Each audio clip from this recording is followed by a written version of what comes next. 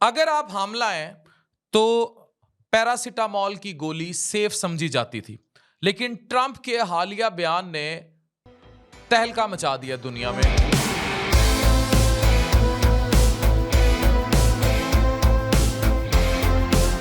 लेकिन मेडिकली समझने की जरूरत है कि ये शायद इतनी रिसर्च बेस्ड बात नहीं की गई, ये बस कह दिया उसने। अब ये वीडियो तफसील से आपको बताएगी कि दुनिया में क्या रिसर्च चल रही है, क्या हमल के दौरान या बच्चा जब पैदा हो जाता है उसको टाइलेनॉल यानी पैरासिटामॉल यानी एसिटामाइनोफेन या पैनाडॉल दी जा सकती है कि नहीं दी जा सकती। ये बहुत इंपॉर्टेंट है। पैनाडॉल जो हर घर में सबसे ज्यादा यूज होती है, प्रेगनेंसी के दौरान सबसे सेफ समझी जाती है कि औरत को दर्दें हो, बुखार हो तो जी पैनाडॉल की गोली ले लें।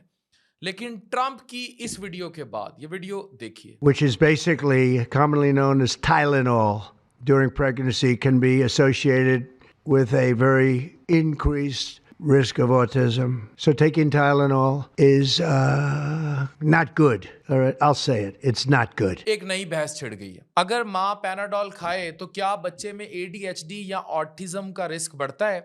ये डिबेट साइंस में चल रही थी और अब अमेरिका में ट्रंप के बाद एक बहस और बढ़ गई है।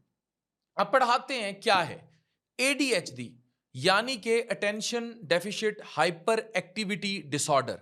इसमें बच्चे बहुत हाइपर एक्टिव होते हैं, तेज होते हैं, फोकस नहीं कर पाते या गुस्से वाला इंपल्सिव बिहेवियर होता है।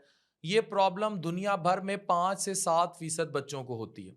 दूसरी तरफ ऑटिज्म स्पेक्ट्रम डिसऑर्डर एक लाइफ लॉन्ग न्यूरो डाइवर्जेंस है जो आपसी राब्ते और सोशल इंटरेक्शन को बहुत ज़्यादा इफेक्ट करती है। कोई बच्चे नॉन स्पीकिंग होते हैं, ज़्यादा बोल नहीं सकते, उनको हाई सपोर्ट चाहिए होता है, और कोई एक्सट्रीमली इंटेलिजेंट होते हैं लेकिन सोशल इंटरेक्शन में स्ट्रगल करते हैं। ग्लोबली देखा जाए तो लगभग 1% इसकी प्रेवलेंस है, मगर कंट्रीज में काफ़ी फ़र्क है। अमेरिका में ऑटिज्म की बात हो रही है 1 इन 31 बच्चे, यूके में 1 इन 34 और कुछ कंट्रीज में इससे बहुत कम या ज़्यादा। ऑटिज्म कोई मेंटल बीमारी एज सच नहीं, लेकिन इसके साथ लर्निंग, सीखने की सलाहियत और मेंटल हेल्थ डिसऑर्डर्स का रिस्क बढ़ जाता है। इसलिए जो ऑटिस्टिक बच्चों की माएँ हैं वो बहुत बुरा सफ़र करती हैं। रिसर्च एविडेंस काफ़ी मिक्स्ड है। नॉर्वे का mother and child cohort study, जिसमें 30,000 से ज़्यादा बच्चों का डाटा लिया गया, ये दिखाता है कि अगर माँ ने तीनों ट्राइमेस्टर्स में, यानी कि जो तीनों 3-3 माह के जो अयाम थे उनमें पैनाडॉल यूज किया तो उन बच्चों में बिहेवियरल और ADHD टाइप प्रॉब्लम्स का रिस्क 36% ज्यादा था। लेकिन ये ऑटिज्म के लिए डायरेक्ट सबूत नहीं था। बॉस्टन बर्थ कोहार्ट की एक और स्टडी जो है JAMA साइकेट्री में पब्लिश हुई, जिसमें देखा गया कि जहां बच्चों के कॉर्ड ब्लड में, यानी ये जो खून दे रहा होता है, जो अम्बिलिकल कॉर्ड होती है, उनमें पैनाडॉल के मेटाबोलाइट ज्यादा मिले, उनमें ADHD और ऑटिज्म दोनों का रिस्क बढ़ गया। माउंट सिनाई के रिसर्चर्स ने 2023 में 40 स्टडीज के मेटा एनालिसिस किया। 27 ने लिंक दिखाया, 9 ने कोई लिंक नहीं दिखाया और 4 ने प्रोटेक्टिव इफेक्ट तक शो किया। स्वीडन की 2024 की एक स्टडी होती है सिबलिंग एनालिसिस स्टडी ने कहा कि जेनेटिक और फैमिली फैक्टर्स को एडजस्ट करने के बाद लिंक वीक हो जाता है। जापान ने एक नई 2025 स्टडी में थोड़ा एसोसिएशन दिखाया, लेकिन ऑथर्स ने लिखा कि ये बायस और मिस क्लासिफिकेशन है, इसको ये मतलब उसको निगेट कर दिया। ठीक है, मतलब ये कि एविडेंस एग्जिस्ट करता है लेकिन कंक्लूसिव नहीं, हतमी नहीं है। साइंटिस्ट का मानना है कि पैनाडॉल प्लेसेंटा क्रॉस करता है और फीटस के ब्रेन तक जाता है। एनिमल स्टडीज साबित करते हैं कि ये ऑक्सीडेटिव स्ट्रेस और न्यूरोट्रांसमीटर सिम्टम्स जैसे आपके डोपामीन, सेरोटोनिन, उनको इफेक्ट कर सकता है। ये एक ऐसा मैकेनिज्म है जो इंसानों में अभी सिर्फ एक पॉसिबिलिटी है, साबित नहीं हुआ।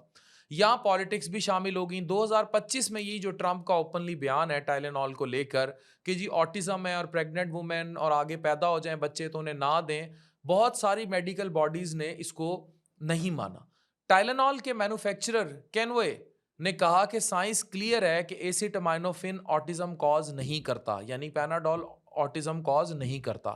डॉक्टर्स और ऑफिशियल गाइडलाइंस के मुताबिक पैरासिटामॉल, ये एक ही चीज़ है, पैरासिटामॉल, पैनाडॉल, एसिटामाइनोफेन या टाइलेनॉल, ये जब मैं लफ्ज़ बोलूँ तो ये एक ही चीज़ है। ठीक है, ये समझ लें आप लोग, ट्रेड नेम्स हैं, सॉल्ट नेम्स हैं, ये एक ही चीज़ है, ये समझने की ज़रूरत है। तो अभी भी प्रेगनेंसी में सेफेस्ट पेन किलर पैरासिटामॉल ही है। अच्छा, इबुप्रोफेन और एनसेड्स अनसेफ होते हैं, स्पेशली 20 वीक के बाद। इसलिए एविडेंस यही है कि पैनाडोल जब ज़रूरत हो आप लोएस्ट डोज में लें। ये मैं आपको इतनी रिसर्च के बाद अभी वीडियो में बता रहा हूँ।